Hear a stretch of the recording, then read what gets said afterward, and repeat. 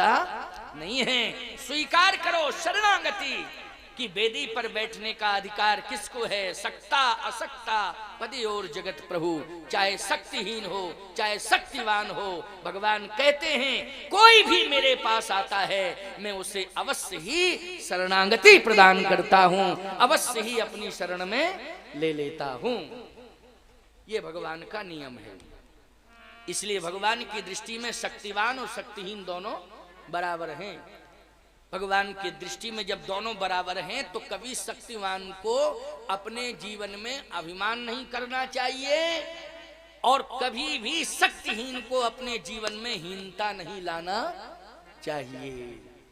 सुनेरी मैंने निर्बल के बल राम, ये भाव होना चाहिए। इसलिए उदासीनता तो हटा दो दिमाग से, बिल्कुल प्रसन्न रहा करो और अपने को बिल्कुल दैन्य मानो। दैन्य, अगर दैन्यता आपके जीवन में आ जाएगी तो याद रखना ये 33 करोड़ देवता पुष्पों की वर्षा करेंगे तुम्हारे ऊपर। देवता ही वर्षा करेंगे पुष्पों की, इंसान की तो बात छोड़ो। बरस सुमन सुर सकल सिहाही, यही सम पुण्य पुंज को नाही।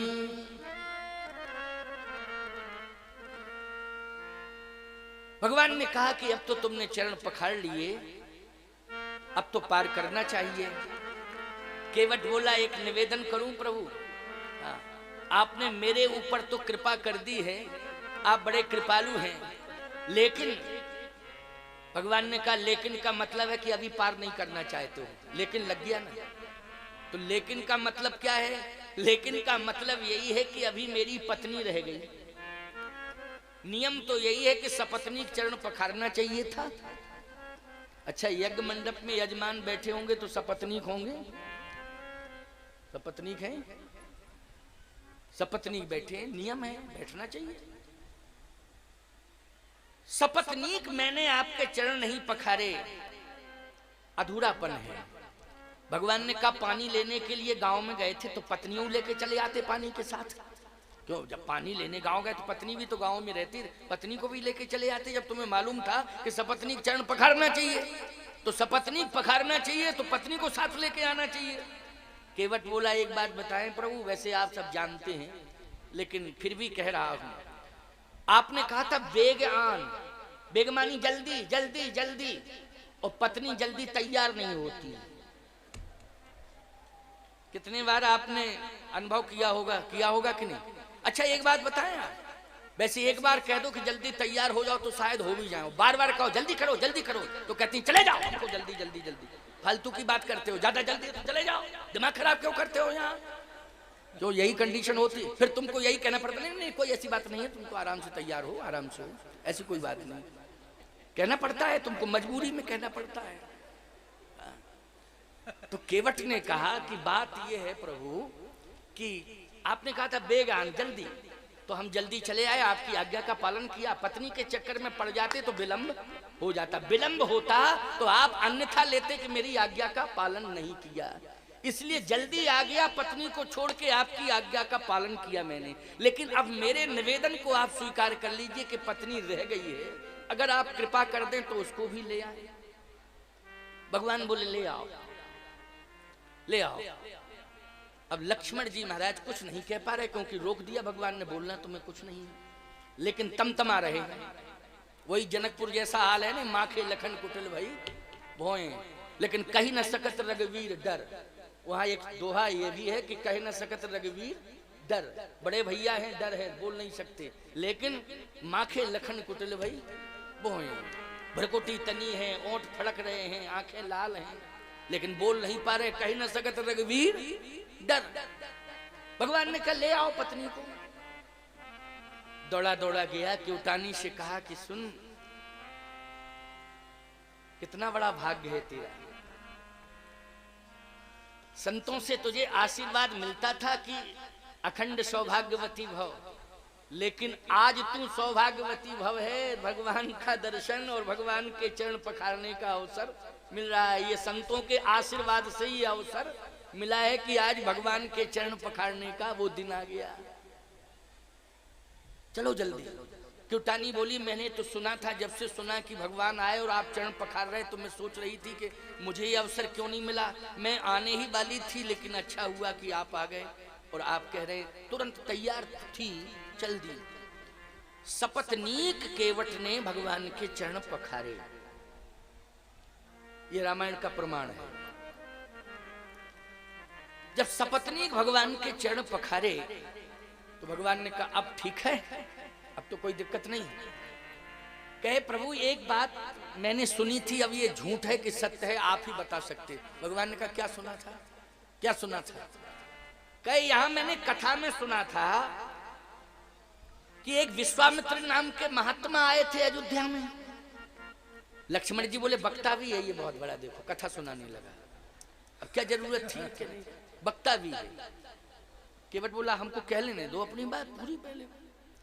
ये सत्य है कि नहीं विश्वामित्र नाम के महात्मा आए थे? हाँ हाँ आए थे ना, विश्वामित्र जी महाराज आए थे।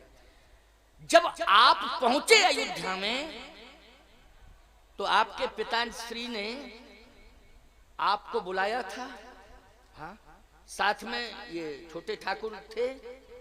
लक्ष्मण जी बोले हाँ था, मैं तो था ही साथ में। आपके 2 भाई और थे, आप 4 भाई हैं। हाँ। तो क्या किया था आपके पिता ने? पुण्य चरणन मेले सुचारी, मेले। हमारे भी 4 बच्चे ही हैं, हम भी चाहते हैं कि उनको बुला के आपके चरणों में मेल दूं, क्योंकि ये परंपरा है। भगवान बोले बच्चे थे नहीं क्या घर पे? घर पे थे ही तो नहीं, तभी तो, अगर होते तो लेने ही आता। तो अब खोजते फिरोगे बच्चों को, पता नहीं कहां होंगे। कहे प्रभु पूरे नगर में शोर मच गया है कि गंगा के घाट पर भगवान आए, पूरे श्रृंगबेरपुर में। बोलो भाई सबको जानकारी है कि नहीं? जब 33 करोड़ देवताओं को जानकारी है तो श्रृंगबेरपुर वालों को नहीं है, तभी तो देवता पुष्पों की वर्षा कर रहे हैं। बोलो भाई मध्य प्रदेश की आबादी कितनी है? 20-22 करोड़ होना चाहिए हमारी समझ में। अरे बोलो तुम तो नेता हो, बोलते क्यों नहीं है? 17 करोड़, 17 करोड़ उत्तर प्रदेश की तो ज्यादा है। मैं कहना ये चाहता हूं कि सबको पता है पूरा गांव इकट्ठा होने वाला है, यहीं आने वाला है पूरा गांव। तो क्या मेरे बच्चे नहीं आएंगे? लेकिन अगर आपकी अनुमति मिल जाए, वैसे तो आने ही वाले हैं, पूरा गांव ही आने वाला है, लेकिन आपकी अनुमति मिल जाए तो मैं थोड़ा सा बच्चों को देख लूं। भगवान ने कहा अच्छा बच्चों को ले आ। जैसे ही 2 कदम आगे बढ़ाए तो बच्चे क्या, पूरा गांव चला आ रहा था। जैसे ही बच्चों को देखा, गांव वालों को देखा तो प्रसन्न हो गया केवट, पूरा गांव आ गया।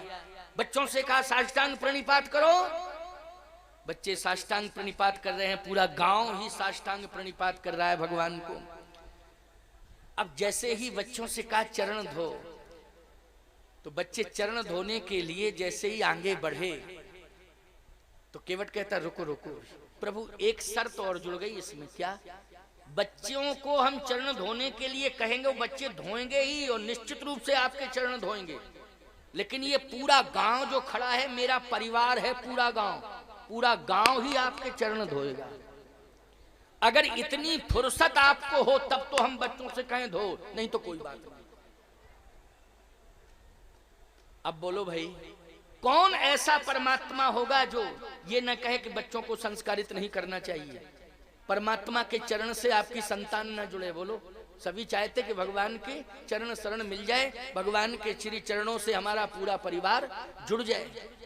भगवान ने कहा नहीं भैया, सबको मैं समय दूंगा। लक्ष्मण जी बोले एक निवेदन हमारा भी सुन लो।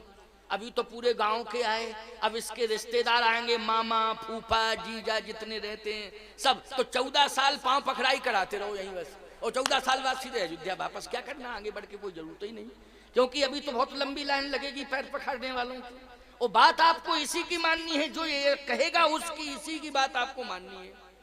और जब इसी की बात आपको माननी है तो निश्चित है कि आपको 14 साल भी कम पड़ जाएंगे, क्योंकि ये संसार बहुत बड़ा है। भगवान ने कहा हम तो भक्त के बंधन में बंधे, भक्त जैसा कहेगा मैं वैसा ही करूंगा। नाना भांति नचायो भगतन ने मोहे, नाना भांति नचायो। ये भक्त है मेरा, जैसा कहेगा मैं वैसा ही करूंगा। गोस्वामी जी कह रहे हैं पद पखार जल पान करी आप सहित परिवार, आप सहित परिवार। बोलो, स्पष्टीकरण हो गया नहीं? स्वयं और पूरा परिवार।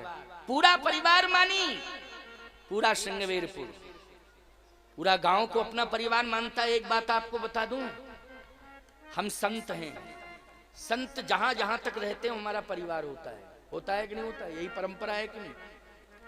हमारा परिवार है वो संत परिवार। ऐसे ही भक्त जहां जहां तक रहते हैं वो भक्तों का परिवार होता है प्यारे। केवल गोत्र से ही नहीं मानना चाहिए कि हमारा परिवार है। भक्त जहां जहां तक हैं वो भक्तों का परिवार है। जैसे संतों जहां जहां तक रहते संतों का परिवार, वैसे भक्त जहां जहां तक रहते वो भक्तों का परिवार है। तो श्रृंगवेरपुर में सब भगवान के भक्त थे। बोलो थे कि नहीं? कौन ऐसा था जो भक्त नहीं था? पूरा गांव राजा के सहित समर्पित हो गया कि नहीं हो गया? तो पूरा गांव भक्त हो गया। जब पूरा गांव भक्त है तो केवट ने कहा मैं भी भक्त हूं, ये भक्त परिवार है। वैसे जाति विशेष को देखा जाए तो श्रृंगवेरपुर में निषाद जाति केवट जाति बहुत है। 75% तो केवट ही है। हमारे तो पास में ही है चित्रकूट, प्रयाग और श्रृंगवेरपुर, फिर आगे अयोध्या, वही क्षेत्र आ जाता है। आजकल वहां भी राष्ट्रीय रामायण मेला शुरू हो गया और विशेष रूप से उत्तर प्रदेश सरकार जो है तीर्थराज, प्रयाग, श्रृंगवेरपुर, चित्रकूट, अयोध्या, इन सब पर बहुत सुगम मार्ग बना रही है प्रदेश की सरकार। और विशेष रूप से पर्यटन स्थल और वहां पर तमाम प्रकार की सुविधाएं ये सब प्रदेश सरकार के द्वारा वहां उपलब्ध कराई जा रही हैं। तो मैं कहना ये चाहता हूं कि श्रृंगवेरपुर का पूरा बाल वृद्ध नर नारी सब भगवान का चरणोदक पान कर रहा है। बोलो ये सौभाग्य किसने दिलाया? एक केवट ने दिलाया, भक्त केवट ने। मैं कहता हूं आपके गांव में कुल की बात छोड़ो, एक कुल की बात नहीं, एक गांव में अगर एक भक्त हो जाए तो पूरे गांव का उद्धार हो जाता है। इसलिए भक्तों की महिमा समझा करो, भक्तों का तिरस्कार मत किया करो, भक्त को निष्कासित मत किया करो, भक्त का उपहास मत किया करो, क्योंकि भक्त के बंधन में भगवान हैं। यदि भक्त प्रसन्न रहेगा तो भगवान अपने आप प्रसन्न हो जाएंगे। इसलिए भक्त का अपमान नहीं करना चाहिए। जब तक विभीषण रहा लंका में, बालवा का नहीं हुआ लंका का। और रावण जब विभीषण त्यागा, भयउ विभव बिन तबहि अभागा, अभागा हो गया, पूरी लंका का विनाश हो गया, रहा न को कुल रोवन हारा। इसलिए पूरा गांव भक्त है। आज पूरे गांव ने अपने को धन्य कर लिया। चरणों